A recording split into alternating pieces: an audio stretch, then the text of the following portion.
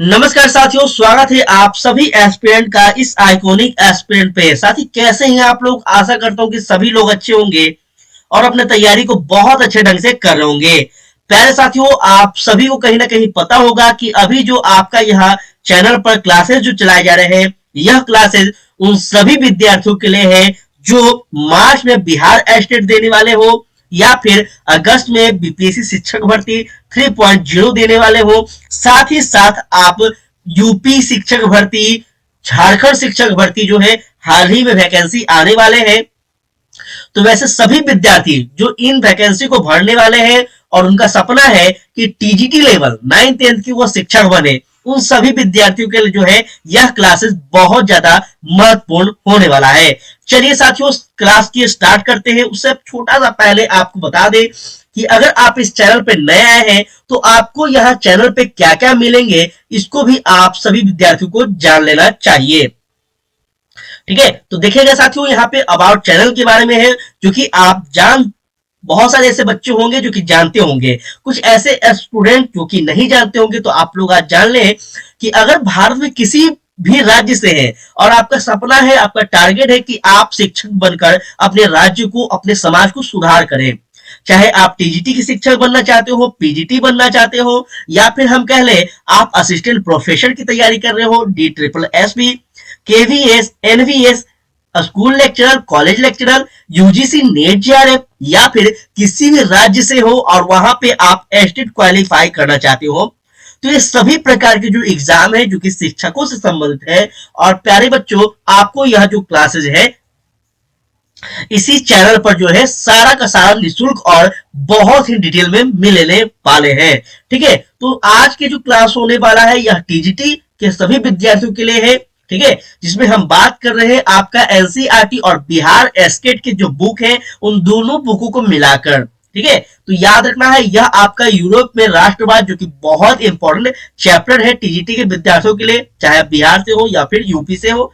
चलिए स्टार्ट करते हैं। लेक्चर नंबर 1 जो है कल हम अपलोड कर दिए थे, जो भी विद्यार्थी नहीं देखे हैं उसको जरूर से देख लीजिएगा। आज जो है लेक्चर नंबर 2 आज बात करने वाले हैं। ठीक है, तो जो भी विद्यार्थी मेरे बारे में जानना चाहते हैं, यहाँ पे आप मेरे बारे में भी जानकारी प्राप्त कर सकते हैं। चलिएगा आगे बढ़ते हैं। तो ये सारे बातें जो है हम आपको बता दिए थे कि जो यूरोप में राष्ट्रवाद है इसका उदय कैसे हुआ था, इसका विकास किस प्रकार से हुआ था, राष्ट्रवाद क्या है, राष्ट्रवाद की भावना कैसे जागृत होती है, ये सारे बात जो है कल हम बात कर चुके थे। ठीक है ना, चलिएगा आगे बढ़े। राष्ट्रवाद में जो है फ्रांस में राष्ट्रवाद कैसे उत्पन्न हुआ, ये सारे बात जो है आपको कर लिए थे। नेपोलियन कौन था और इसका क्या योगदान था फ्रांस में, ये सारे बात हो गया है। ठीक है, ये सारे बात हम आपको कर दिए हैं। आज जो हम बात करने वाले हैं यूनान का स्वतंत्रता संग्राम, क्या था यूनान का स्वतंत्रता संग्राम, यहाँ पे आज जो है हम क्लास करने वाले हैं। ठीक है, तो फटाफट आप सभी विद्यार्थियों से रिक्वेस्ट है कि आप लोग ध्यान से सुनिएगा। लेक्चर अच्छा लगे तो प्लीज लाइक जरूर कीजिएगा और कमेंट करके अपना फीडबैक जरूर दीजिएगा। ठीक है, और किसी भी प्रकार से चाहे अच्छा हो या फिर बुरा फीडबैक जरूर दीजिएगा ताकि हम अपने आप में बदलाव कर सकें। चलिए अब ध्यान से सुनिएगा और क्या कहानी था उसको समझिएगा। इसका पीडीएफ आपको टेलीग्राम पे मिल जाएंगे, ध्यान दीजिएगा। यूनान का राष्ट्र जो स्वतंत्रता संग्राम है या फिर हम कह लें यूनान का जो क्रांति हुआ था, यह क्या क्रांति था देखिएगा। शुरुआत में जो हम बात कर रहे हैं आपका पूरे यूरोप का जो सबसे महत्वपूर्ण राज्य कह ले या फिर राष्ट्र कह ले वो फ्रांस था, जो कि फ्रांस ही ऐसा राज्य है या फिर कह ले हम राष्ट्र है जो राष्ट्रवाद की भावना को जो है जगाने का प्रयास करता है यूरोप के अलग अलग देशों में। ठीक है, तो इसलिए हमें याद रखना है, अगर आपको ये कभी क्वेश्चन पूछ ले तो आपको इस प्रकार से याद रखना है। अब हम बात करेंगे यूनान में क्या हुआ था। ठीक है, तो ध्यान दीजिएगा 1453 की अगर हम घटना की बात कर ले तो आप अगर मेरा सबसे शुरुआत वाला लेक्चर देखे होंगे तो आपको 100% पता होगा कि जो 1453 की घटना है यह भारतीय इतिहास में नहीं बल्कि विश्व इतिहास में एक महत्वपूर्ण घटना है। यह कौन सी घटना है थोड़ा बात कर लेते हैं क्योंकि बहुत सारे जो एस्पिरेंट है नए होंगे। देखिएगा 1453 में सुल्तान मोहम्मद जो है वह द्वितीय ने पूर्वी रोमन साम्राज्य पर आक्रमण करके उसकी राजधानी कौन सा तो कुस्तुनतुनिया पर अधिकार कर लिया था। एकदम इंपॉर्टेंट है और यह कुस्तुम दुनिया के बारे में जो है बहुत डिटेल में आपको बताया है, पढ़ा है। कौन सा? तो चैप्टर नंबर 1 भौगोलिक खोज। ठीक है, तो आप वहां पे जाकर देख सकते हैं, सारा का सारा प्लेलिस्ट में पड़ा हुआ है। क्या कहानी था कुस्तुम दुनिया, अगर उतना डिटेल में जाने लगेंगे तो काफी टाइम लग जाएगा। ठीक है, क्योंकि ऑलरेडी हम पढ़ाए हुए हैं, आप लोग जाकर वहां देख लीजिएगा। भौगोलिक जब खोज प्रारंभ हुआ था ना यूरोप का, तो उसमें कुस्तुम दुनिया के बारे में बताए थे कि कुस्तुम दुनिया जो है यह एक स्थान था जो कि यूरोप वासी जो है यह क्या किया करते थे साथियों, तो यह आपको पूर्वी देशों के साथ जो है व्यापारिक मार्ग जो है इनका था। और यह कौन सा मार्ग था? तो आपसे कभी क्वेश्चन पूछ ले तो स्थल मार्ग। कौन सा मार्ग? स्थल मार्ग। क्योंकि 1453 में क्या होता है तो आपको याद रखना है, तुर्क के जो लोग थे, तुर्कवासी जो थे, वो लोग क्या करते हैं तो इस क्षेत्र पर कुस्तुम दुनिया पर अपना आधिपत्य कायम कर लेते हैं, अपना अधिकार भी ले लेते हैं, जिस कारण से यूरोप के जितने भी देश थे इनका व्यापारिक जो मार्ग था ये बंद हो जाता है। ये सारा डिटेल में हम आपको पढ़ाए हुए हैं। अब देखिएगा हुआ क्या था घटना। यूनान एक प्राचीन संस्कृति वाला देश था, ठीक है ना। और यहाँ पे अगर हम बात कर ले तो यूनान जो है यह एक सांस्कृतिक वाला देश तो है, परंतु यहाँ पे यह भी आपको याद रखना है कि यहाँ पे बहुत सारे बुद्धिजीवी वर्ग के लोग रहा करते थे। जैसे हम अगर बात कर ले, आपका बहुत बड़े बड़े शिल्पकार थे, बहुत बड़े बड़े पेंटर थे, बहुत बड़े बड़े आर्टिस्ट थे, ये सारे लोग थे। बड़े से बड़े आपका लेखक थे, कवि थे, ये सारे लोग थे। और जब यह कुस्तुम दुनिया का पतन हो गया तो ये सारे लोगों को कहीं ना कहीं यहाँ सुल्तान मोहम्मद के द्वारा जो है इन सभी को यहाँ से भगाने का प्रयास किया गया और भगा दिया गया। ठीक है, तो इस प्रकार से कहानी को याद रखेंगे। और ये सारे जो लोग हैं, जो बुद्धिजीवी वर्ग के लोग हैं, यह आपको कहा चल गए प्यारे में साथियों, तो आपको याद रखना है यूनान से यह यूरोप में अलग अलग देश में चले गए। जैसे हम अगर बात कर ले इटली, ठीक है, हम अगर बात कर ले आपका ब्रिटेन, हम अगर बात कर ले आपका तो बहुत सारे, पोलैंड हो गया, स्पेन हो गया, ये सारे देश, पुर्तगाल हो गया, ये सारे देशों में जाकर बस गए। और इसी कारण से हम पढ़ते हैं क्या, तो सबसे पहला अपना चैप्टर था पुनर्जागरण काल। तो जब इस देशों में यह बुद्धिजीवी वर्ग जाकर रहने लगे, बस गए, तो यहाँ पे औद्योगिक क्रांति उत्पन्न होती है। और प्यारे साथियों याद रखना है, इसी क्रम में हम देखते हैं पुनर्जागरण काल आता है यूरोप में। ठीक है, ये सारे बात हम आपको जो है उसी चैप्टर में पढ़ाए हुए हैं, लेकिन एक आपको जो है सही ढंग से एक इमेज बन सके इसलिए हम बताने का प्रयास कर रहे हैं। यूनानी सभ्यता की साहित्यिक प्रगति जो है यह, इसमें विचार, दर्शन, कला, चिकित्सा, विज्ञान आदि क्षेत्र की उपलब्धि यूनानी के लिए एक क्या था तो प्रेरणा स्रोत था, जो कि हम अभी थोड़ी देर पहले बताए। धीरे धीरे तुर्की साम्राज्य कमजोर हो गया और पतन की ओर बढ़ने लगा। इसकी दुर्बलता के कारण जो है तुर्की यूरोप का एक मरीज कहलाने लगा। मोस्ट इंपोर्टेंट लाइन है, ये भी आपको याद रखना है। ठीक है, तुर्की जो है यह किस का जो है आपको कह देगा कि तुर्की किसका जो है मरीज कहलाता है, तो आपको यूरोप का मरीज कहलाने लगा है। तुर्की क्यों कहलाने लगा, तो याद रखना है यह जो है आर्थिक रूप से, सामाजिक रूप से पिछड़ने लगा। ठीक है, क्यों? क्योंकि जो है यहाँ पे इस्लाम धर्म का जो है वर्चस्व बढ़ गया था। और इस्लाम धर्म के जो लोग हैं, ये थोड़ा सा आपको पता होना चाहिए कि ये लोग जो है पुनर्जागरण काल पे विश्वास नहीं करते थे, ये लोग औद्योगिक क्रांति पे विश्वास नहीं करते थे। ये अभी भी गीता कुरान जो है, गीता कुरान हो गया, जो भी कुछ हो गया, धार्मिक चीजें, यही सब चीज ये लोग मानकर चला करते थे। ठीक है ना, तो यह चीजों को समझना है, बस हम समझाने का प्रयास कर रहे हैं। चलिए आगे बढ़े। यूनान जो है धर्म, जाति और संस्कृति के आधार पर जो है यह अपना क्या है तो पहचान रखता था। फलतः तुर्की के शासक जो है आजाद होने के लिए कहा चले गए, तो यूनान वासियों ने आंदोलन शुरू कर दिया। ठीक है, यही कारण है जो हम पढ़ रहे हैं क्या, तो यूनान का स्वतंत्रता संग्राम जो पढ़ रहे हैं, इसी को पढ़ रहे हैं ना। जो यहाँ का लोग है, यहाँ पे क्या कर रहे हैं, तो यहाँ के जो शासक है उससे अपने आप को स्वतंत्र करना चाह रहे हैं। क्यों? क्योंकि यहाँ पे जो है शासक यह कहीं ना कहीं पुराने पद्धति को ही अपना रहे हैं, पुराने पद्धति को ही मान रहे हैं। और पूरे यूरोप में कहीं ना कहीं साथियों यहाँ पे औद्योगिक क्रांति चल रहा है, जहाँ पे यूनान जो है यह बहुत पीछे है, जिस कारण से यहाँ की जो जनता है काफी ज्यादा परेशान है अपने शासक से। ठीक है, चलिए आगे बढ़ते हैं, थोड़ा सा यहाँ पे और ध्यान दीजिएगा।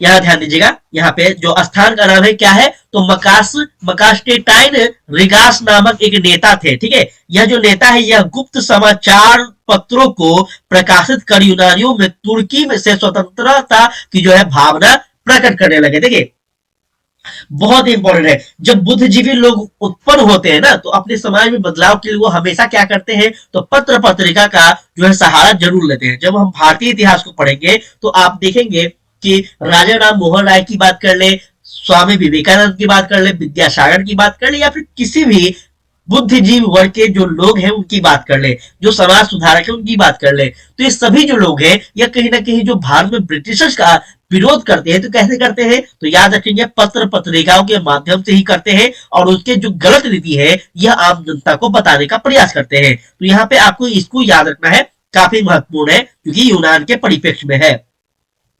ठीक है, नोट में कुछ यहाँ पे ध्यान दीजिएगा, नोट में क्या है, तो 18वीं शताब्दी से तुर्की की शक्ति जो है कमजोर पड़ने लगी और इसे यूरोप का मरीज कहा जाने लगा। ठीक है, तो बहुत ही मोस्ट इंपोर्टेंट ये क्वेश्चन है, तो आपसे बन सकता है, पूछा जा सकता है। ठीक है, किसी भी आप शिक्षक भर्ती की एग्जाम दे, टीजीटी में जो है आपसे यहाँ से क्वेश्चन पूछे जा सकते हैं। साथ में बिहार स्टेट की जो है आपका मार्च पेपर है, तो इसको भी ध्यान में रखकर आप लोग पढ़िएगा। कह देगा कि किसे जो है आपको यूरोप का मरीज कहा गया है, तो आपको याद रखना है यूरोप को मरीज जो है यह आपको यूनान को कहा गया है। चलिए अब आगे बढ़ते हैं और नेक्स्ट स्लाइड को देखते हैं क्या है। अब हम यहाँ पे बात करेंगे यूनान में जो है विद्रोह की भावना कैसे उत्पन्न हुई, क्या कारण था, यहां समझिएगा। जार निकोलस, बहुत बड़े नाम है, थोड़ा सा इनको अंडरलाइन करके आप लोग को ध्यान देना चाहिए इन पे। ठीक है, जार निकोलस कौन थे, तो जार निकोलस जो है ये आपको याद रखना है, आपको यूनान का जो है अंतिम सम्राट था। कौन था, यह आपका अंतिम सम्राट था जार निकोलस। ठीक है, इसको याद रखिएगा। क्यों, क्योंकि जो अब यूनान है यहाँ पे राजतंत्र समाप्त हो रहे हैं, जब विद्रोह होने लगा, स्वतंत्रता की भावना आएगी, तो यहाँ पे भी लोकतंत्र का जन्म होगा ना, तो इसको समझिएगा, जार निकोलस अंतिम सम्राट है। ठीक है, जार निकोलस ने खुलकर यूनानियों का समर्थन किया है। 1826 में ग्रेट ब्रिटेन और रूस में एक समझौता हुआ और वे तुर्की यूनान विवाद में मध्यस्थता करेंगे, क्योंकि इस प्रकार से बातें हैं। ठीक है, ये आपको याद रखना है, कौन सा बैठक हुआ, तो 1826 में ग्रेट ब्रिटेन जो है और रूस में एक समझौता हुआ है। इस समझौते में किस बातों पे बल दिया गया है, तो तुर्की और यूनान के बीच जो विवाद हुआ था ना, इस विवाद में जो है समझौता किया गया, जो कि हम लोग पढ़े ना कुस्तुम दुनिया वाला कहानी, इस कुस्तुम दुनिया वाला कहानी में जो है समझौता किया गया। कब, तो 1826 में। ठीक है, इसको याद रखिएगा, बहुत इंपॉर्टेंट है। फिर आगे बढ़े तो 1827 में प्रवेश करते हैं। हम आपको लगातार बोल रहे हैं, बार बार बोल रहे हैं, एसएसटी हो, अगर आप एसएसटी के विद्यार्थी हैं, टीचर बनना चाहते हैं, तो आपको कहानी समझना बहुत जरूरी है, क्योंकि आपको सिर्फ एग्जाम पास नहीं करना है, बल्कि इस एग्जाम को देने के बाद आपको इसी विषय को जीवन भर अपने विद्यालय में बच्चों को पढ़ाना है। इसलिए आप लोग ध्यान से कहानी को सुनिएगा, स्किप करने से कोई फायदा नहीं है। ठीक है, अब हम बात करेंगे 1827 के बारे में, क्या हुआ था, तो 1827 में साथियों ग्रेट ब्रिटेन और रूस ने पहली बार क्या किया है, तो मिली जुली सैनिक कार्यवाही करने का निर्णय लिया। मोस्ट इंपोर्टेंट क्वेश्चन है। ठीक है, ये मोस्ट इंपोर्टेंट क्वेश्चन है सभी आयोग के लिए, पहली बार की बात कर रहा है, और हम आपको लगातार जो है बताते रहते हैं कि जब भी पहली बार कोई घटना हो या फिर अंतिम बार हो, तो वो खास करके एग्जाम के लिए महत्वपूर्ण होते हैं। तो पूछ देगा कि 1827 की घटना के बारे में, तो आपको पता होना चाहिए 1827 में जो है क्या हो रहा है, तो सबसे पहले आपको ग्रेट ब्रिटेन के द्वारा और रूस के द्वारा पहली बार क्या हो रहा है, तो मिली जुली, ठीक है, दोनों को मिली जुली जो है एक सैनिक कार्यवाही का जो है निर्णय लिया गया है। तीनों देशों की संयुक्त नौसेना जो है अब नवरिनो की खाड़ी में भेजी गई है। युद्ध में तुर्की बुरी तरह से पराजित होता है। रूसी सेना विजय हासिल कर कुस्तुम दुनिया की ओर आगे बढ़ने लगा, जिसे देखकर सुल्तान ने घबराकर 1829 में कहां भाग जाता है, तो आपको याद रखना है वह साथियों एड्रियाना पोल जो है इसकी संधि करता है। तो क्वेश्चन आपसे पूछ लेगा, क्वेश्चन आपसे क्या पूछेगा, ध्यान दीजिएगा, क्वेश्चन कैसे कैसे बनते हैं ये भी हम आपको जो है लगातार बताने का प्रयास कर रहे हैं। आपसे पूछ लेगा कि एड्रियानो पोल जो है यह संधि कब हुआ था, तो आपको याद रखना है 1829 में। ठीक है, किस कारण से हुआ था, जब ग्रेट ब्रिटेन है, और आपका कौन है, तो आपका साथियों याद रखना रूस है और यूनान। ये जो तीनों जो है मिलकर कहा करता है, तो आपको तुर्की पर जब आक्रमण करता है, जिस कारण से वहां का जो सुल्तान था वो घबरा जाता है और वह एक संधि करता है जिसका नाम है आपका एड्रियाना पाल। ठीक है, चलिए आगे बढ़ते हैं और समझते हैं। यूनानी स्वतंत्रता संग्राम के परिणाम जो है 1829 में एंड्रिया नारोपोल जो है संधि के द्वारा सुल्तान ने यूनान में वंशानुगत राज्य सत्ता और स्वाधीनता यूनान में क्या कर दिया, तो स्वीकार कर लिया है। 1832 के द्वारा यह संधि द्वारा स्वतंत्र राज्य घोषित हो गया। कुस्तुनतुनिया जो है यह संधि के द्वारा स्वतंत्र यूनान राष्ट्र की स्थापना कर देता है। तो ये सारे समय को जरूर याद रखेंगे। शुरुआत कब से हुआ है, तो 1826 से हुआ है, और यह कहां अंत में जा रहा है, तो 1832 तक जो है यह कहानी जा रहा है। ठीक है, तो कितना समय चला है यहाँ पे आप लोग याद रखेंगे। चलिए आगे बढ़ते हैं और समझते हैं। समझ में आ रहा है कि नहीं, ये आप लोग को जरूर बताइएगा। अब हम फ्रांस की क्रांति में प्रवेश करेंगे। फ्रांस की क्रांति क्या है, धीरे धीरे आपको यूरोप का एक एक देश जो है उन सभी देशों में जो है आपको क्रांति होगा। ठीक है ना, तो ये आपको याद रखना है। धीरे धीरे जो है आपको यूरोप का हर एक देश में क्रांति होगा, और जो अपने एग्जाम के लिए खास करके महत्वपूर्ण है, हम उन क्रांति को जरूर पढ़ते चलेंगे। ठीक है, चलिए फ्रांस की क्रांति की बात कर ले, थोड़ा सा यहाँ पे समझिएगा, जो कि ऑलरेडी हम आपको फ्रांस की क्रांति के बारे में बताए हुए हैं। 1848 की अगर घटना की बात कर ले, तो 1848 की क्रांति के बाद लुई फिलिप जो है यह फ्रांस का सम्राट बनता है। ठीक है ना, क्योंकि हम परसों भी आपको यह बात बताए थे, लुई फिलिप। यह लुई फिलिप जो है आप याद रखना है जब कब बना था, तो अंततः जो है आपको फ्रांस में कौन है, तो बुर्बो वंश का जो है शासन समाप्त होता है। ठीक है, बुर्बो वंश का जब शासन समाप्त होता है, तब जो है इसका स्थापना होता है और यह जो है सम्राट बनता है। लुई फिलिप के द्वारा जो है एक उदारवादी शासक था, परंतु बहुत ही महत्वाकांक्षी व्यक्ति था। ठीक है, ये भी आपको याद रखना है किसके बारे में, तो लुई फिलिप के बारे में। लुई फिलिप ने पूंजीवती वर्ग को अपने साथ रखना पसंद कर लोगों को क्या किया, तो उसकी सरकार को धनियों के लिए जो है धनियों के द्वारा संचालन करने के लिए कहा गया, ऐसा कहा गया। तो आपसे क्वेश्चन क्या बनेगा, फिर से आप सुनिएगा ध्यान से।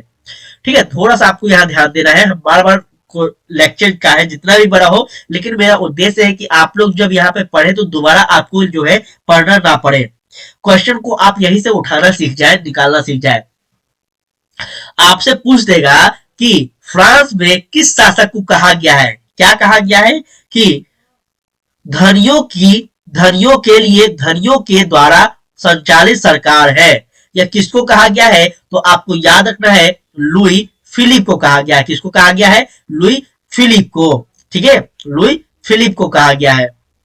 इसको कहा गया है क्यों, क्योंकि जो यह व्यक्ति है यह सिर्फ आपको क्या कर रहा है, तो पूंजीपति वर्गों को जो है अपने साथ रख रहा है, और आम जनता जो है इसको यह कह रहा है कि यह जो सरकार है, यह जो सम्राट है, यह सिर्फ हमारे लिए नहीं है बल्कि अमीरों के लिए है। ठीक है, धनियों के लिए, धनियों के द्वारा संचालित किए जाने वाले सरकार है। ठीक है, चलिए आगे बढ़े।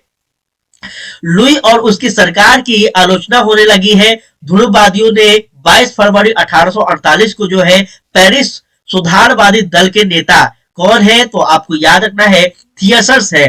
थियसर्स के नेतृत्व में एक विशाल सुधार भोज का आयोजन किया गया है। एकदम मोस्ट इंपोर्टेंट क्वेश्चन है। अब आपको पूछ लेगा इस भोज का उद्देश्य क्या था।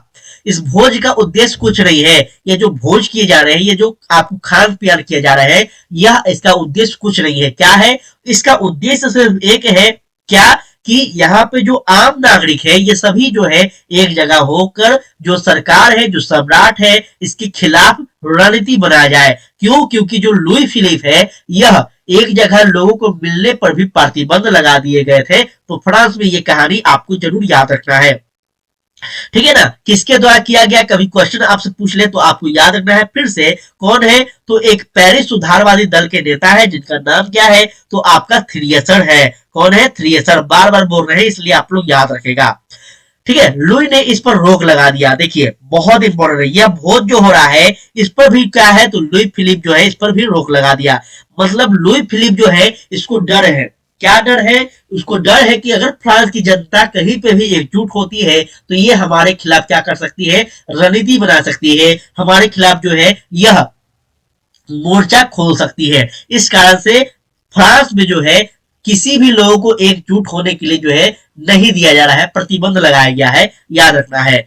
ठीक है, क्रोधित जनता जो है यह क्या करता है, तो देखिए अब जो है इसका बांध टूटेगा। किसका बांध टूटेगा? आम जनता की। क्यों? क्योंकि यहाँ पे क्या हो रहा है, तो इनके मौलिक अधिकारों का हनन हो रहा है। यहीं पे आपको जो है भारतीय संविधान कह ले हम या फिर राज्य व्यवस्था किसी भी देश का, यहीं पर निकल कर आता है। ठीक है, जब आम जनता का जो है मौलिक अधिकारों का हनन हो रहा है, उनके जो अधिकार है उनपे जो है प्रतिबंध लगाए जा रहे हैं, तो यह क्या होगा, अब जनता जो है क्रोधित होगा और यही क्रोध जो है क्रांति का रूप लेगा। सुनिएगा, ठीक है, जब इस पर रोक लगा दिए गए हैं तो जनता क्या हो गया, तो क्रोधित हो रहा है।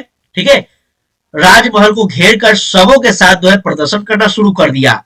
24 फरवरी को लुई फिलिप ने गद्दी त्याग कर और कहा भाग जाता है, तो यह जो है इंग्लैंड में चला गया है। मोस्ट इंपोर्टेंट क्वेश्चन है, यहां से आपसे क्वेश्चन पूछ लेगा। क्या पूछ लेगा, ध्यान दीजिएगा।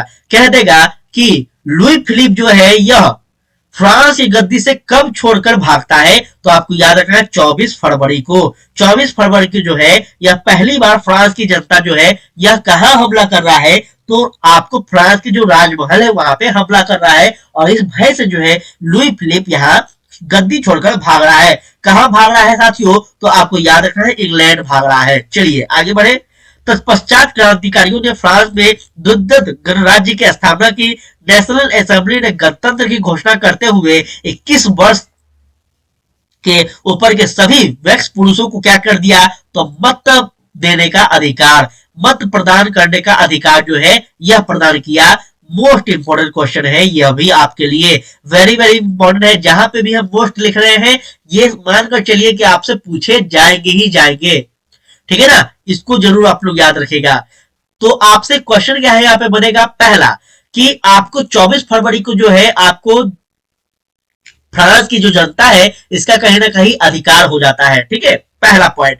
दूसरा पॉइंट, यहाँ पे जब अधिकार हो जाते हैं तो पहला जो यहाँ की जनता है इसके द्वारा कौन सा कदम उठाया गया, तो पहला जो है यहाँ पे एक नेशनल असेंबली का जो है गठन किया गया है और इस गठन के द्वारा एक गणतंत्र की जो घोषणा की गई है, गणतंत्र की जो है घोषणा की गई। और गणतंत्र जब होगा तो यहाँ पे क्या होगा, आपका वोटिंग होगा। वोटिंग के आधार पर जो है यहाँ पे शासक चुने जाएंगे, जिसमें आपको जो वोटिंग होगा या कितना रखा गया है, तो 21 वर्ष रखा गया है। जो भी व्यक्ति 21 वर्ष का होगा वह जो है अपने जो है अधिक हम कह ले प्रतिनिधि का जो है चुनाव कर सकता है। तो ये मोस्ट इंपोर्टेंट है, इसको आप लोग जरूर याद रखेंगे। और भारत के जब संविधान बनते हैं ना, तो आपको याद रखना है भारत के ही संविधान में शुरुआत में जो है आपको 21 वर्ष ही रखा गया था। ठीक है ना, जो कि बाद में इसको भारतीय संविधान के अंतर्गत संशोधन हुआ और फिर जो है 18 वर्ष जो है यह आपको वोटिंग का कर दिया गया है, जो कि आज तक है और आगे भी रहेंगे। चलिए आगे बढ़ते हैं और समझते हैं क्या है। नवंबर में द्वितीय जो है गणराज्य का एक नया संविधान बना। ठीक है, एक नया संविधान जो है यह फ्रांस का कब बन रहा है, तो आपको नवंबर में बन रहा है। ठीक है, चलिए गणतंत्रवादियों को नेता जो है कौन है, एक मिनट थोड़ा सा आपको इसको साफ करने दीजिएगा, आपको धुंधला दिख रहा होगा मेरे ख्याल से। चलिएगा एकदम आराम से पढ़ना है, कोई हड़बड़ी नहीं है। आप लोग से रिक्वेस्ट है, डेली हम आपसे बोलते हैं, आप लोग फीडबैक जरूर अपना दिया कीजिए। कोई बताइए ऐसा कोई स्टूडेंट होता है क्या इतना मेहनत कर रहे, इतना डिटेल में पढ़ा रहे, हमको लगता है कि अगर हम बड़ा से बड़ा कोचिंग इंस्टीट्यूट की या फिर हम कह लें यूट्यूब चैनल की तुलना करने लगे तो आपको सब ऑब्जेक्टिव ही पढ़ा रहा होगा। थ्योरी इतना डिटेल में इतना अच्छा से कोई नहीं फ्री में पढ़ा रहा होगा, क्योंकि उनका बैच नहीं बिकेगा। लेकिन हम आपको बिना किसी प्रकार के स्वार्थ के, बिना किसी आपको जो है कर मांगे हम आपको प्रोवाइड करवा रहे हैं, साथ में आपको पीडीएफ भी दे रहे हैं।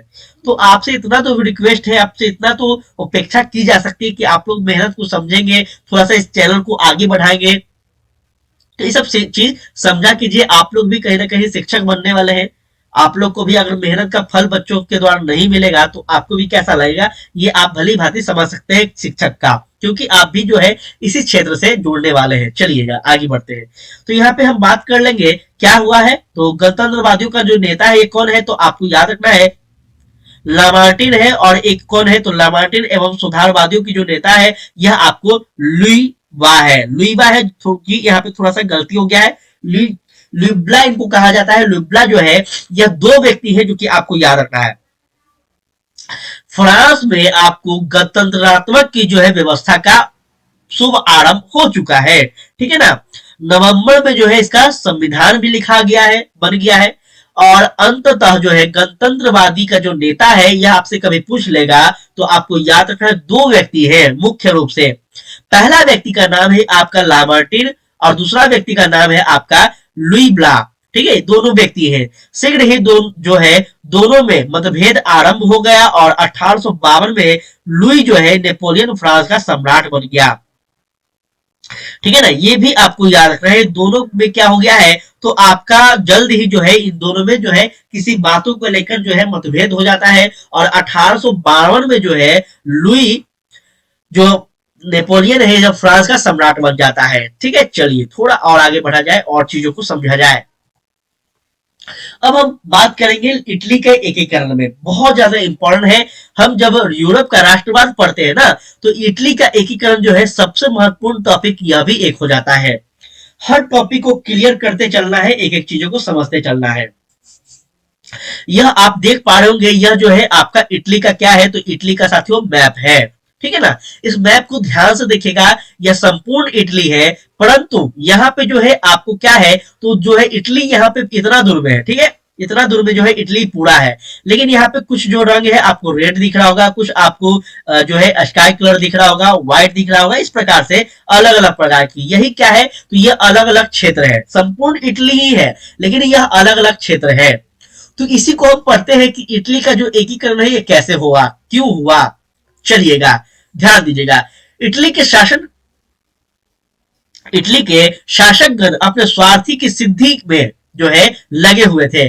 कौन से सिद्धि में लगे हुए थे, तो स्वार्थ की सिद्धि में, ठीक है ना। नेपोलियन बोनापार्ट प्रथम थे जब इटली पर क्या किया, तो अधिकार किया था, ठीक है। ये सारे बात आपको याद रखना है। इटली पर सबसे पहले किसने अधिकार किया है, तो नेपोलियन बोनापार्ट है, ठीक है। जो कि नेपोलियन बोनापार्ट के बारे में बहुत विस्तार से अच्छे ढंग से जो है आपको कल के क्लास में बताया है, पढ़ा है, ठीक है ना। उसने इटली के छोटे छोटे राज्यों का अंत कर दिया, ठीक है। उसने रिगागो हो गया, फेरारा हो गया, ये सारे जो है इटली के राज्य है अलग अलग। बोलाना हो गया, मोडेना हो गया, ये सभी को क्या किया, मिलाकर एक छोटे गणराज्य की स्थापना की, जिसको हम क्या कहते हैं, तो आपका ट्रांसपर्डिनिया का गणतंत्र कहते हैं। ये सारे आपको याद रखना है, जो कि बहुत इंपॉर्टेंट है, क्वेश्चन पूछ लेगा। ट्रांसपर्डिनिया जो है यह किसका गणतंत्र है, तो साथियों यह इटली का गणतंत्र है। जो कि यह किससे मिलकर बना है, तो इटली के छोटे छोटे राज्यों को मिलाकर जो है एक गणतंत्र बना है। किसके द्वारा बनाया गया है, तो नेपोलियन बोनापार्ट के द्वारा बनाया गया है, ठीक है। 1815 के बाद जो है इटली, यह क्या होता है, देखिएगा 1815 है, इस समय जो है इटली में अगर हम बात करें यूरोप में, तो जो नेपोलियन बोनापार्ट है इसका प्रभुत्व जो है समाप्त हो जाता है, ठीक है। क्योंकि 1815 में जो है नेपोलियन का मृत्यु हो जाता है, ठीक है ना। जिस कारण से आपको याद रखना है, क्या, सुनिएगा। 1815 में नेपोलियन के पतन के बाद इटली कई गणराज्य में बढ़ गया, ठीक है। जो इटली को नेपोलियन ने एकीकरण करने का प्रयास किया, छोटे छोटे राज्यों को, छोटे छोटे क्षेत्रों को मिलाकर एक गणराज्य बनाया, वह जब आपका नेपोलियन का मृत्यु हो रहा है, तो फिर से वह क्या हो गया, अलग अलग भागों में बट गया और सभी प्रकार के जो है अपने अपने जो है बॉर्डर में बट गया, ठीक है ना। सारा जो है एकीकरण जो है विभाजन हो गया, ठीक है। चलिए, वियना सम्मेलन ने इटली में कई महत्वपूर्ण जो है राजनीतिक परिवर्तन कर दिया, जो कि हम आपको बताए थे ना कि 1815 में जो है वियना का सम्मेलन हुआ। वियना सम्मेलन हुआ। आप वियना कहाँ है, तो ऑस्ट्रेलिया का राजधानी है। जिसका मेजबानी कौन कर रहा है, तो आपका मेजिनी कर रहा है, ठीक है ना, मेजिनी कर रहा है। चलिए, मेजिनी नहीं, मेटरनी कर रहा है। चलिए आगे बढ़ते हैं। ये सारा कहानी याद रखिएगा, अभी पूरा बहुत लंबा है इटली का एकीकरण, बस इसको समझते चलना है। एकीकरण में सहायक जो तत्व थे या क्या थे, तो पहले इटली में कार्बोनरी नामक जो है एक गुप्त संस्था की जो है स्थापना हुई, जिसका उद्देश्य क्या था, तो विदेशियों की इटली से बाहर करना था तथा संवैधानिक स्वतंत्रता प्राप्त करना था। मोस्ट इंपोर्टेंट है, आपसे क्वेश्चन पूछे जा सकते हैं कि जो कार्बोनरी जो नामक जो संस्था थी इटली की, इसका उद्देश्य क्या था, तो इसका उद्देश्य दो था। पहला उद्देश्य जो है कि अपना जो इटली जो देश है इससे क्या करना है, तो विदेशियों को भगाना है। ठीक है। और दूसरा जो उद्देश्य है यह क्या है, तो आपका संवैधानिक स्वतंत्रता प्राप्त करना है। कार्बोनरी संस्था का सदस्य जो है मेजिडी था। ठीक है। क्षमा चाहेंगे, हम आपको जो है बेना सम्मेलन जो है इसका जो अध्यक्षता कर रहा है वो मेटेरनी कर रहा है। ठीक है ना। मेजिडी शायद मेरे मुंह से निकल गया था, तो उसके लिए ध्यान दीजिएगा। मेजिडी एक व्यक्ति अच्छा था। ठीक है। तो मेजिनी की अगर हम बात कर ले तो मेजिनी को याद रखना है, मेजली जो है यह किसका सदस्य है, तो आपको कार्बोनरी संस्था का सदस्य है। यह संगठन कई वर्षों तक इटली में सक्रिय रहा। एकीकरण के प्रमुख जो नायक थे, इसमें इटली का एकीकरण 3 प्रमुख नायकों की वजह से पूरा होता है। 1817 में संभव हो पाया, और यह जो 3 प्रमुख नायक है जिसका नाम है, पहला मेजिनी है, दूसरा है काउंट काबुल और तीसरा है गैरीबाल्डी। ये बहुत बड़े व्यक्ति है। ठीक है ना। इटली का एकीकरण का अगर कभी भी बात आए तो ये 3 व्यक्ति को जरूर याद रखिएगा। तीनों अपने आप में बहुत बड़े व्यक्ति है। और हम बात कर ले इसमें सबसे बड़े व्यक्ति जो है या गैरीबाल्डी जो है, मेरे नजर से बहुत एक कहा जाए कि एक राष्ट्रभक्त जो कहा जाए, वो गैरीबाल्डी को हम कह सकते हैं। आगे आपको बताएंगे गैरीबाल्डी कौन थे और इनकी क्या योगदान है। ठीक है। वैसे अगर हम बात करें तो काउंट काबुल भी एक बहुत बड़ा जो है कूटनीतिक व्यक्ति था। सभी को बात करेंगे, यहां ध्यान दीजिएगा। मेजिनी को मसीहा गैरीबाल्डी का जो है आपको, एक मिनट, ठीक है, चलिए यहां ध्यान दीजिएगा। मेजिनी को क्या कहा गया है, तो मसीहा कहा गया है। गैरीबाल्डी को तलवार कहा गया है, और काबुल को जो है राजनीतिक कहा गया है। मोस्ट इंपोर्टेंट ये भी है आपके लिए। ठीक है ना। अभी क्वेश्चन पूछ देगा आपसे कि किसे जो है इटली का मसीहा कहा गया है। गैरीबाल्डी दे देगा, काबुल दे देगा, मेजिनी दे देगा, इनमें से कोई नहीं, एक से अधिक। तो आपको याद रखना है मेजिनी हो जाएगा। ठीक है। चलिए, उसके बाद तलवार किसको कहा गया है, गैरीबाल्डी को कहा गया है। और राजनीतिक के जो कहा गया है, तो यह आपको किसको कहा गया है, तो काबुल को कहा गया है। काउंट काबुल जो है इसी को कहा गया है। चलिए एक एक बात करते हैं हम, एक एक करके सारे व्यक्ति के बारे में। सबसे पहले मेजिनी महोदय कौन है, मेजिनी समझिएगा इनके बारे में, मोस्ट इंपोर्टेंट क्वेश्चन है। और 1 नंबर तो फिक्स है, यहां से आपसे पूछे जाएंगे। ठीक है। यहां से आपको 1 नंबर का क्वेश्चन जो है कंफर्म पूछे ही जाएंगे। चलिए एक बात हम आपको फिर से बोल रहे हैं, बिहार स्टेट के लिए इतना डिटेल में नहीं पढ़ाएगा, या फिर हम कह रहे हैं टीजीटी के लिए जो है इतना डिटेल में नहीं पढ़ाएगा। मार्च में आपका पेपर होने वाला है बिहार स्टेट का, तो आप लोग इस क्लास को देखिए। उसके बाद आप खुद जब पेपर देने जाएंगे तो आप फील कीजिएगा, क्योंकि हम बार बार आपको बोल रहे हैं जो स्टेट का एग्जाम है यह आपको सिर्फ उसी लेवल का क्वेश्चन पूछा जाता है, ना कि एक कंपटीशन एग्जाम है, क्योंकि जीएस पूछे जाएंगे हाई लेवल का। तो आप जिस लेवल के शिक्षक बनना चाहते हैं उसी लेवल के बुक से पूछे जाते हैं। और इतना डिटेल में हम आपको जो बता रहे हैं, यहां से क्वेश्चन ना फंसे तो आप हमको बताइएगा, कमेंट करके आप हमको जरूर बताइएगा। आप मेरा वीडियो को सेव कर लीजिए, कहीं पे भी आप हमें बताइएगा जब मार्च में पेपर होगा तब। चलिए यहां ध्यान दीजिएगा। अभी हम बात कर रहे हैं जो अपना उद्देश्य है, जो अपना टारगेट है, उसको पहले फोकस करते हैं। ठीक है ना। पहले हम आपको थ्योरी क्लास दे रहे हैं। ठीक है। उसके बाद सारा चैप्टर का जो है टॉपिक वाइज हम आपको एमसीक्यू भी देंगे। ठीक है ना। एमसीक्यू भी देंगे। अब इससे बेहतर जो है आपको तैयारी कहाँ मिलेगा, अगर आप कहीं पे भी फाउंडेशन बैच भी लेते हैं, कोई जो है कोई बैच भी लेते हैं, तो आपको वहां पे भी इसी प्रकार से तैयारी करवाए जाएंगे, क्योंकि हम आपको यहाँ पे निःशुल्क और सभी के लिए करवा रहे हैं। तो थोड़ा सा इस चैनल को सपोर्ट कीजिए आप लोग। चलिए ध्यान दीजिएगा। मेजिनी की बात करें तो मेजिनी का जो जन्म है यह आपको 1805 में कहा हो रहा है, तो सार्डिनिया में हो रहा है। सार्डिनिया के नियोला नगर जो है यहाँ पे हुआ है। ठीक है। तो ये आपको याद रखना है।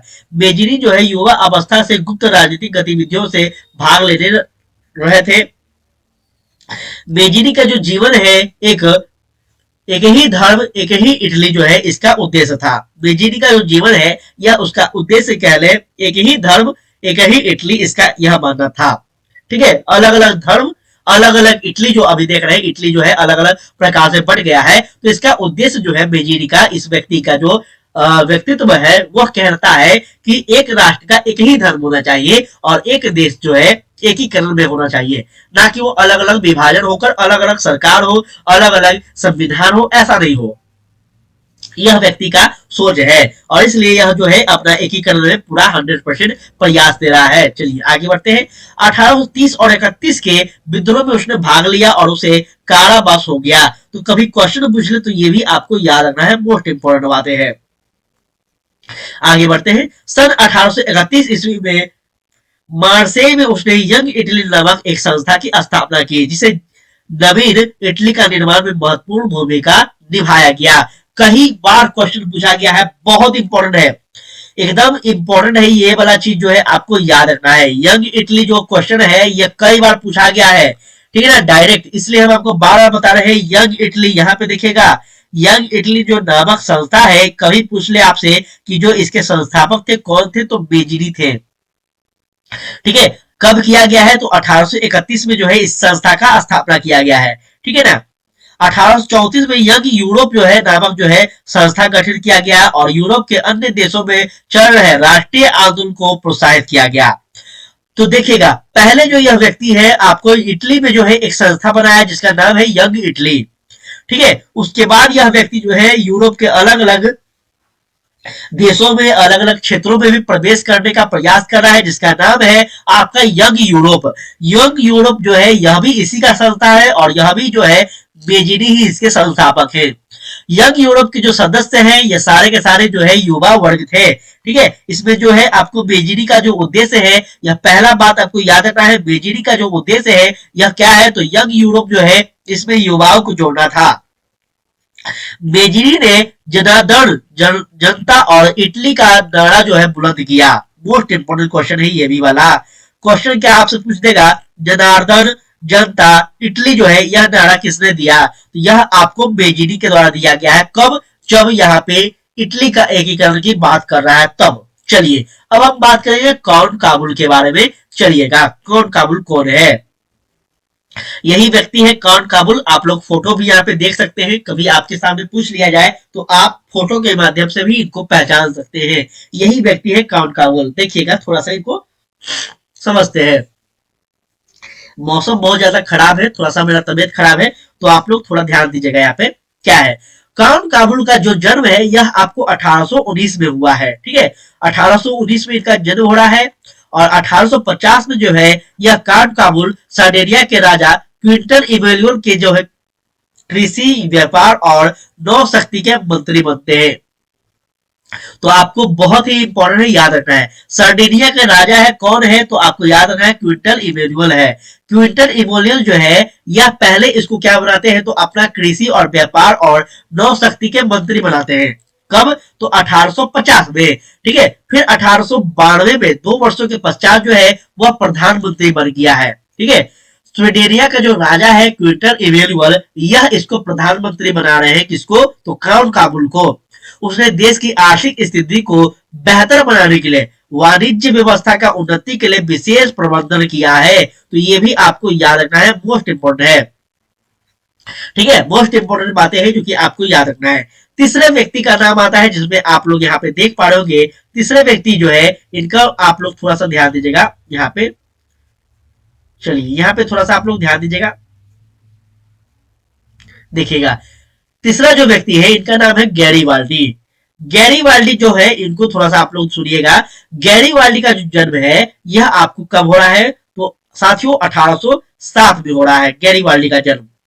वह पेशे से एक नाविक थे, बहुत इंपॉर्टेंट है, यह एक नाविक है जो कि अपने राज्य के, अपने देश की स्वतंत्रता संग्राम में अपना एक बहुत बड़ा योगदान दे रहे हैं। तो इस प्रकार से भी आप समझ सकते हैं कि धर्म के आधार पर या फिर हम कह लें कार्य के आधार पर जो है कोई भी व्यक्ति हो, अगर हम बात कर ले राष्ट्रवाद की तो सबसे पहला जो है अपना राष्ट्र होता है। इसलिए हम लोग राष्ट्रवाद जो है पढ़ रहे हैं। राष्ट्रवाद की जो भावना है आपको समझ में भली भांति आ रहा होगा कि जब राष्ट्र पे खतरा आता है, तो चाहे वह नाविक हो या फिर कोई रिक्शा चालक ही क्यों ना हो, सब जो है, या फिर हम कह लो कोई बड़ा उद्योगपति ही क्यों ना हो, सभी का जो उद्देश्य होता है, सभी का कहीं ना कहीं विचार होता है, वो एक होता है, अपने राष्ट्र का बचाव करना, अपने राष्ट्र का एकीकरण करना, जो कि आप लोग को यहाँ पे दिख रहा होगा गैरीवाल्डी के बारे में। चलिए समझते हैं इनके बारे में। बेजिनी हो गया, काबुल हो गया के समान ही वह भी एक महान राष्ट्रवादी था। वह एक महान लड़ाकू था और तलवार के बल पर इटली का एकीकरण करना चाहता था। ठीक है, मतलब आप जब भारत के इतिहास को पढ़ते हैं ना, तो भारत के इतिहास में भी दो प्रकार के लोग थे। एक गरम दल के नेता थे, दूसरे नरम दल के नेता थे। ठीक है, कुछ लोग ऐसे थे जो कि शांति से संवैधानिक रूप से अपने बातों को मनवाना चाहते थे और शांति से जो है अपने देश को स्वतंत्र करवाना चाहते थे। लेकिन कुछ लोग ऐसे थे जो कि बम बारूद की बात किया करते थे। तो उसमें आपको याद रखना है, एक ऐसे व्यक्ति है इटली के एकीकरण में, जो कि आपको गेरिबाल्डी भी एक वैसे ही व्यक्ति है, जो कि गरम दल के नेता थे, आप नाम इनको भी जान सकते हैं। यह भी अपना जो है तलवार के बल पे जो है क्या करना चाह रहे हैं, तो अपने राज्य को स्वतंत्र करना चाह रहे हैं। चलिए, वह एक राष्ट्र प्रेमी थे। ठीक है ना, ये भी आपको याद रखना है। 1833 में वह बेजिनी के सहयोग से इटली में गणराज्य स्थापना करने के उद्देश्य से एक षड्यंत्र कर रहे थे। सरकार को इसका पता चल जाता है और वह जो है क्या हुआ, तो वह जो है कैद कर लिया गया। कौन? गैरीवाल्डी को जो है कैद कर लिया गया। वह कैद से भागकर अमेरिका चला गया। कौन? गैरीवाल्डी। 1848 में साथियों क्या होता है, तो आप लोग डेट को जरूर याद रखिएगा। हम इसलिए बार बार आपको समय जो है लगातार कोशिश कर रहे हैं बताने का। ठीक है, तो 1848 में वह फिर इटली वापस आया। ठीक है, 1833 में जो है उसको क्या कर लिया गया, तो गिरफ्तार कर लिया गया। वह भागकर अमेरिका जा रहा है। कौन? गैरीवाल्डी। फिर 1848 में जो है वह अपना इटली आ रहा है और फिर से वह राष्ट्रवाद की भावना जो है व्यक्ति में प्रकाशित करने का कोशिश करेगा। अब हम बात करेंगे इटली के एकीकरण का प्रथम जो चरण है यह कैसा था। ठीक है ना, इटली के जो एकीकरण का प्रथम जो चरण है यह कैसा था, थोड़ा सा समझिएगा इसको। काउंट काबुल जो है, यह काउंट काबुल का विश्वास था कि इटली का जो एकीकरण है यह आपको पिडमोंट सार्डिनिया के नेतृत्व में भी संभव है। ठीक है, तो इसको भी थोड़ा सा आप लोग याद रखिएगा। पिडमोंट सार्डिनिया कौन था, ये अभी हम जो है आगे चर्चा करेंगे पिडमोंट सार्डिनिया के बारे में। पिडमोंट सार्डिनिया जो है यह कौन है, थोड़ा सा ध्यान दीजिएगा। काबुल को यह भी लगता था कि ऑस्ट्रेलिया के प्रभुत्व को समाप्त करके ही इटली का एकीकरण हो सकता है। क्यों? क्योंकि याद रखना है, हम जब पढ़े आपका यूरोप में राष्ट्रवाद, तो आपको एक चीज तो याद रखना है कि इस समय जो ऑस्ट्रेलिया है ना, यह ऑस्ट्रेलिया वर्तमान वाला नहीं है, यह यूरोप का ही एक देश था ऑस्ट्रेलिया। तो यह ऑस्ट्रेलिया जो है यह उस समय कहीं ना कहीं बहुत ज्यादा चर्चा में था। और पूरे यूरोप में अगर राष्ट्रवाद की भावना उत्पन्न हो रही है, पूरे यूरोप में अगर उथल पथल मचा हुआ है, तो यह आपको ऑस्ट्रेलिया को ही लेकर। ठीक है, यहाँ पे आपको क्या हो रहा है, तो यहाँ पे जो है आपको याद रखना है वंशानुगत शासन चल रहे थे और उत्तराधिकारी का युद्ध जो है इसमें यह भी चल रहा था। किसके द्वारा, तो आपको फ्रांस के और इंग्लैंड के बीच में। ये सारे कहानी को हम जो है पहले भी आपको पढ़ा चुके हैं। ठीक है, चलिए, तो ये प्रभुत्व को समाप्त करने से ही इटली का एकीकरण हो सकता था। कैसे हो सकता था, यह किसका मानना था, तो काबुल का मानना था कि अगर जो है आपका सार्डिनिया के नेतृत्व में ही संभव होगा। और काबुल का यह भी मानना था कि ऑस्ट्रेलिया की जो प्रभुत्व है इसका समाप्त हो जाए, क्योंकि ऑस्ट्रेलिया जो है यह अभी सामाजिक रूप से, आर्थिक रूप से और राजनीतिक रूप से सबसे ज्यादा महत्वपूर्ण है। इसलिए इसका काबुल का मानना है कि अगर ऑस्ट्रेलिया जो है इसका प्रभुत्व समाप्त हो जाए, तो इटली का एकीकरण जो है हो सकता है। इटली का एकीकरण में अगर हम बात कर ले, तो 1854 में जो है यह क्रीमिया युद्ध छिड़ गया। ठीक है, ये भी आपको याद रखना है, मोस्ट इंपोर्टेंट है।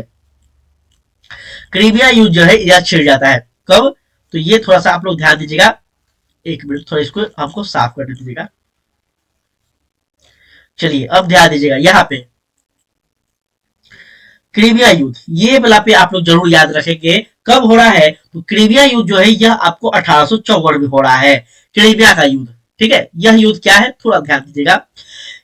युद्ध के बाद जो है पेरिस में शांति सम्मेलन में काबुल ने इटली की दुर्दशा के लिए ऑस्ट्रेलिया को जिम्मेदार ठहराया। बहुत इंपॉर्टेंट है, यह जो युद्ध हो रहा है इसका जो हम कह ले, इसका जो एक प्रकार से जो क्या कहते हैं उसको उत्तरदायी है, इसका जो कारण है यह कौन है, तो ऑस्ट्रेलिया है। ऐसा कौन कह रहा है, तो आपका यह काउंट काबुल कह रहे हैं। कहां कर रहे हैं, तो पेरिस के शांति सम्मेलन में कह रहे हैं। ठीक है, काबुल का विश्वास था कि क्रीमिया को कीचड़ में ही नवीन इटली का निर्माण होगा। ठीक है, क्या कह रहे हैं, तो कभी क्वेश्चन पूछ लिया जाए, यहाँ पे भी आपको याद रखना है। काबुल का यह विश्वास था कि क्रीमिया को ही कीचड़ में क्या होगा, तो इटली का निर्माण होगा। कभी आपसे यह डायरेक्ट लाइन पूछ ले कि यह जो है किसका लाइन था, तो यह आपको काबुल का था। किसका था, काबुल का था। ठीक है, इसको जरूर याद रखिएगा। हम एक एक चीज आपको एकदम विस्तार से और डिटेल में पढ़ा रहे हैं, बस आप लोग सुनिएगा ध्यान से। बहुत उम्मीद के साथ जो है हम आपको पढ़ाने का कोशिश कर रहे हैं। अब हम बात करेंगे यहाँ पे इटली का जो है दूसरा एकीकरण क्या है, दूसरा चरण देखिएगा। इटली के एकीकरण का दूसरा जो चरण है यह गैरीवाल्डी के द्वारा चलाया जाता है। पहला आपको किसके द्वारा, तो पहला जो है यह आपको काउंट काबुल के द्वारा और दूसरा जो है गैरीवाल्डी के द्वारा। ठीक है, काउंट काबुल जो है एक बुद्धिजीवी वर्ग के लोग हैं, एक हम कह ले आपको राजनीतिक विशेषज्ञ है, एक प्रकार से कूटनीति व्यक्ति है, और गैरीवाल्डी जो है यह एक गरम प्रकार से लोग है। ठीक है, यह तलवार से अपने देश को एक करने का बात करता है। समझिएगा इन दोनों में फर्क क्या है। उसने युवकों के एक क्या किया, तो सशस्त्र टुकड़ी गठित किया जो कि लाल कुर्ती के नाम से जाना जाता था। रेड शर्ट बहुत इंपॉर्टेंट है, लाल कुर्ती मोस्ट इंपॉर्टेंट है।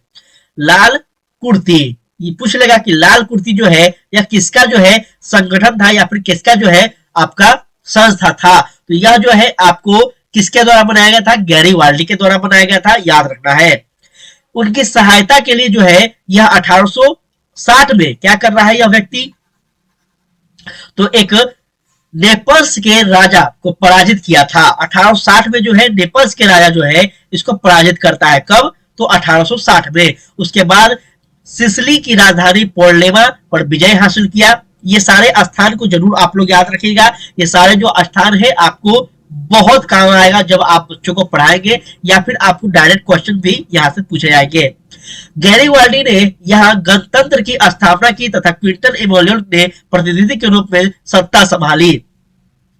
तो ये क्विंटन इमैनुअल जो है यह भी एक बहुत बड़े व्यक्ति है और यह भी जो है राष्ट्रवाद की भावना रखते हैं। ठीक है, तो आपको याद रखना है क्विंटन इमैनुअल कौन थे, तो क्विंटन इमैनुअल जो वह व्यक्ति है जो कि काउंट काबुल को प्रधानमंत्री बना रहे हैं। और अब जो है गैरीवाल्डी जो है या क्विंटन इमैनुअल को जो है क्या दे रहा है, तो आपको जीता हुआ क्षेत्र जो है आपको उसको सौंप रहा है। तो इस प्रकार से आपको पता चलना होगा कि जो यह गैरीवाल्डी है यह एक निस्वार्थ व्यक्ति है, इसको किसी प्रकार का स्वार्थ से मतलब नहीं है। इसके बारे में भी और बहुत कुछ जानकारी मिलेगा, ध्यान सुनिएगा। 1862 में गैरीवाल्डी ने रोम पर आक्रमण किया और यहाँ पे आक्रमण करने की जो योजना बनाई इसको दक्षिण इटली के जीतते हुए राज्य को बिना संधि के क्विंटन इमैनुअल को सौंप दिया। एकदम मोस्ट इंपोर्टेंट है, इसलिए हम आपको बोले ना कि जो गैरीवाल्डी है यह इटली के एकीकरण में सबसे महान व्यक्ति है मेरे नजर से, क्योंकि यह जो व्यक्ति है सारे क्षेत्रों को जीतता हुआ तो जा रहा है परंतु यह अपने पास नहीं रख रहा है, यह दूसरे को दे रहा है। एक यहाँ पे आप देख रहे हैं क्विंटन इमैनुअल को दे रहा है, यह वाला जो क्षेत्र है यह आपको काउंट काबुल को दे दिया। तो यह आपको पता चल रहा होगा कि यह जो है कितना राष्ट्रवादी व्यक्ति है। ठीक है, क्विंटन इमैनुअल ने गैरीवाल्डी के दक्षिण क्षेत्र के शासक बनाने का प्रस्ताव दिया किंतु उसने इसे अस्वीकार कर दिया। अपनी सारी संपत्ति जो है राष्ट्र के नाम समर्पित कर साधारण किसान की भांति जीवन जीने लगा। मोस्ट इंपोर्टेंट है, यही आपको हम बार बार बताने का प्रयास कर रहे थे क्योंकि यही जो है हमारे नजर में गैरीवाल्डी महत्वपूर्ण व्यक्ति है इसलिए। ठीक है ना, आपको देखिए इसको जो है एक राज्य का एक देश का जो है कहीं ना कहीं राष्ट्र का प्रमुख बनाने की बात की जा रही है, परंतु यह व्यक्ति जो है क्या कर रहा है, तो इस राष्ट्र में किसी भी प्रकार का इंटरेस्ट नहीं ले रहा है और इसको जो है साथ में इसके पास जो भी संपत्ति था इस संपत्ति को भी राष्ट्र के नाम करके वो क्या कर रहा है साथियों, तो एक साधारण जीवन जीने के लिए तैयार है। इसको कहते हैं राष्ट्रवाद। ठीक है, इसको कहते हैं राष्ट्रवादी व्यक्ति। ठीक है ना, इसको समझना है क्योंकि हम लोग जो है कल से लेकर आज तक जब यूरोप में राष्ट्रवाद पढ़ रहे हैं तो हम लोग देख रहे हैं कि बहुत सारे ऐसे राजा हैं जो कि राष्ट्रवाद को मानने के लिए स्वीकार नहीं है। वो चाहते हैं कि वो पुराने धर्मों को ही बात करें, पुराने उनका जो व्यवस्था है जैसे राजतंत्र वही रहे। लेकिन कुछ ऐसे भी व्यक्ति हैं जो कि राष्ट्रवाद के लिए इतना ज्यादा सीरियस है कि वो अपना सारा संपत्ति तक जो है देने को तैयार है। चलिए आगे बढ़ते हैं। क्विंटन इमैनुअल की अगर बात कर ले तो संयुक्त इटली का राजा घोषित कर दिया गया इसको। जब इटली का एकीकरण हो गया ना तो जो है यहाँ का राजा कौन बनता है, तो क्विंटन इमैनुअल बनता है, याद रखिएगा। पिडमोंट सार्डिनिया का नाम बदलकर इटली राज्य रख दिया गया। तो आपसे पूछ ले कि इटली जो राज्य है यह किसका पुराना नाम है, तो आपको याद रखना है पिडमोंट सार्डिनिया का पुराना नाम है। ठीक है, चलिए आगे बढ़ते हैं और चीजों को समझते हैं और आगे क्या है देखते हैं। इटली की एकीकरण का तीसरा चरण और अंतिम चरण है जिसको आप लोगों को समझना चाहिए और यह जो क्लास है आज यहीं पे हम यहाँ समाप्त करेंगे अंतिम जो है इस टॉपिक को खबर करके।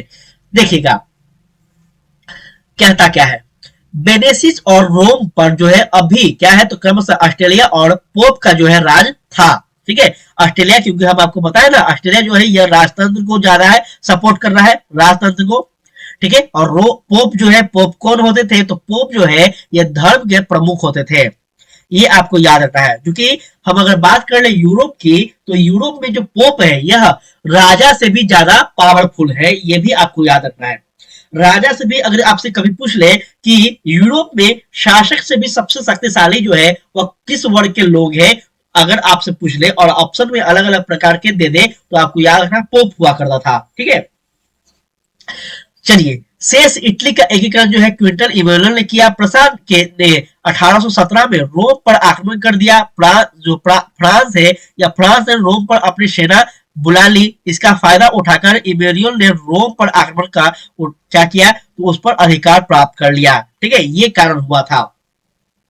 इटली का जो अंतिम रूप से चलन हो रहा है, यहाँ इटली का एकीकरण कैसे हो रहा है तो यहाँ पे जो है फूट डालो शासन करने की नीति जो है यह अपनाने का प्रयास कर रहा है। कौन तो क्विंटन इमैनुअल। दो देशों के बीच जो कूटनीति का प्रयास कर रहा है और दो देशों के बीच जो है एकता को भंग करने का प्रयास कर रहा है अपने राष्ट्र को सुरक्षित रखने के लिए। ठीक है, ये आपको याद रखना है। रोम को स्वतंत्र और संयुक्त इटली की राजधानी बनाया गया। आगे और बढ़ते हैं, देखते हैं और क्या है। ठीक है, अब हम बात करेंगे जर्मनी का एकीकरण। क्या है जर्मनी का एकीकरण, यह जो है हम कल बात करेंगे। जर्मनी का एकीकरण क्या है, क्योंकि आपका जो कल जो है यह क्लास समाप्त हो जाएगा।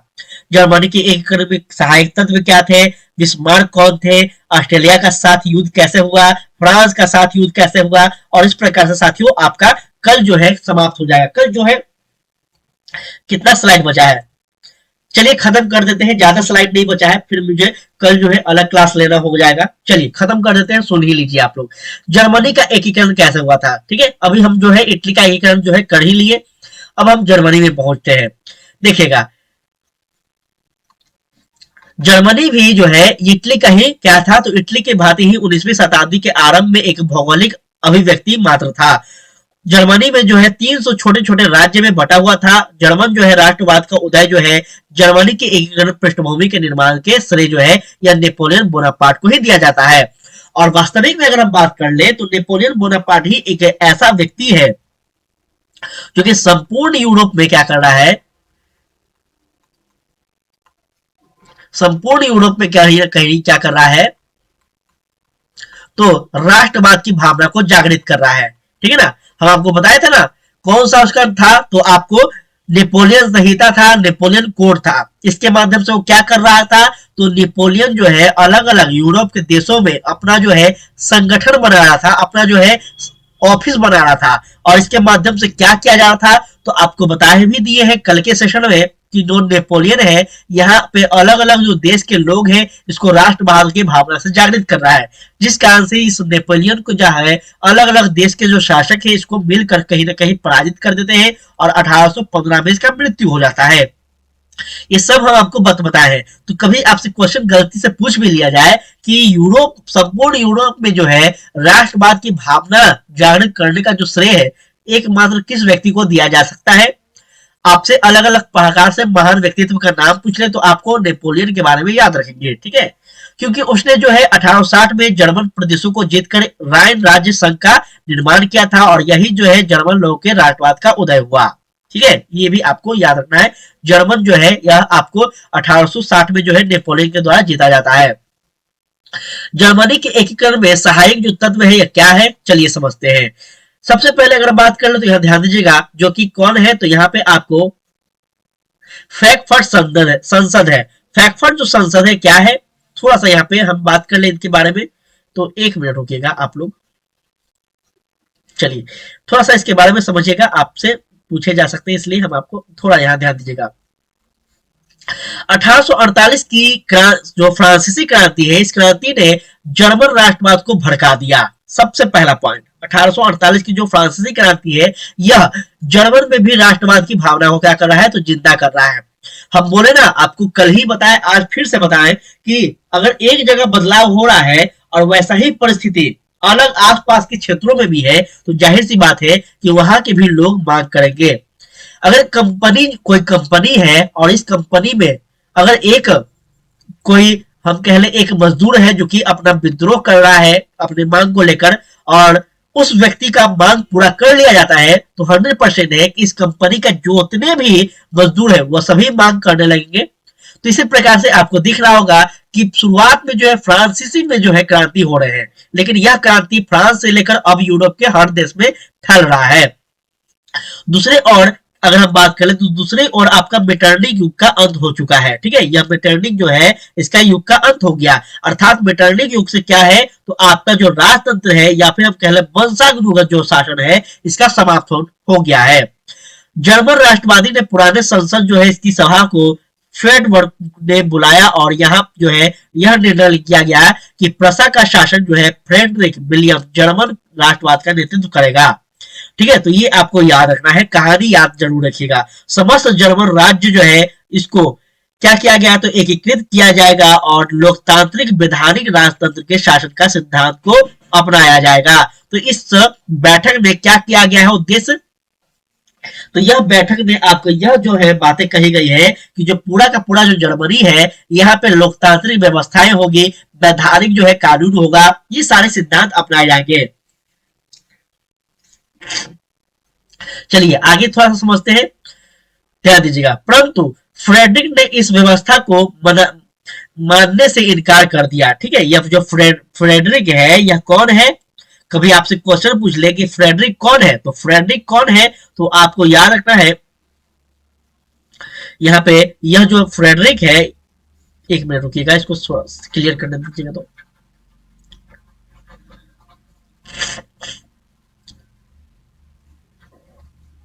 चलिए, तो फ्रेडरिक जो है यह क्या है तो प्रसा का शासक है। ठीक है ना, यह क्या कर रहा है तो प्रसा का जो शासक फ्रेडरिक है यह लोकतांत्रिक जो व्यवस्था है इसको इनकार कर दिया मानने से। ठीक है, ऑस्ट्रेलिया का जो संघर्ष है इससे बचना चाहता था कौन, फ्रेडरिक। कुछ दक्षिण राज्यों से भी प्रसा का समर्थन जो है यह नहीं जो है मिलता है और इस प्रकार से जो इसका असेंबली है यह भंग हो जाता है। अब कहानी क्या है यह समझिएगा, आप लोग थोड़ा सा यहाँ पे कहानी को समझिएगा तो अच्छा लगेगा। देखिए, जर्मनी का जो एकीकरण है इसमें महत्वपूर्ण अंग जो है यह आपको फ्रेडरिक संसद है। फ्रेडरिक जो संसद है यह पुराना वहां का संसद था जहां पे पुराने गतिविधियों पुराने राजतंत्र को जो है इस पद्धति पे काम किए जाते थे, लेकिन इस पद्धति को समाप्त करके 1848 में जो है एक पद्धति की स्थापना की जाती है जिसका नाम होता है आपको क्या तो फ्रैंकफर्ट संधि। ठीक है, फ्रैंकफर्ट जो है यहाँ पे बुलाया गया था एक बैठक जिसमें आपको यह फैसला लिया गया था कि जो जर्मनी है यहाँ जो है समस्त जर्मनी जो है यह राज्य को एकीकृत किया जाएगा और यहाँ पे लोकतांत्रिक वैधानिक जो राजतंत्र है इसका सिद्धांत अपनाया जाएगा।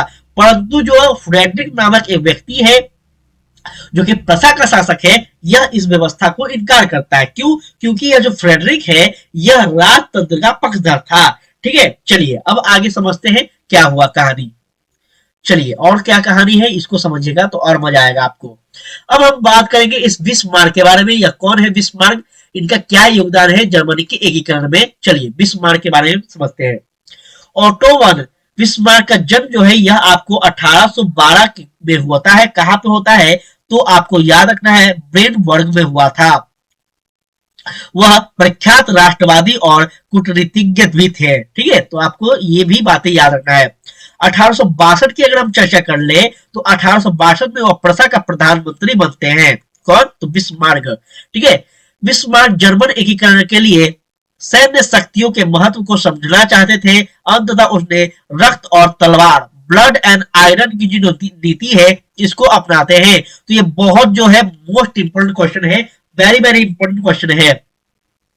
कई बार जो है क्वेश्चन ये वाला आपको पीजीटी में देखा गया है। ठीक है ना, कौन से एग्जाम में मोस्ट इंपोर्टेंट है तो टीजीटी और पीजीटी जो है हम खास करके अगर बात करें तो यहाँ पे कई बार जो है ये क्वेश्चन रिपीटेड है।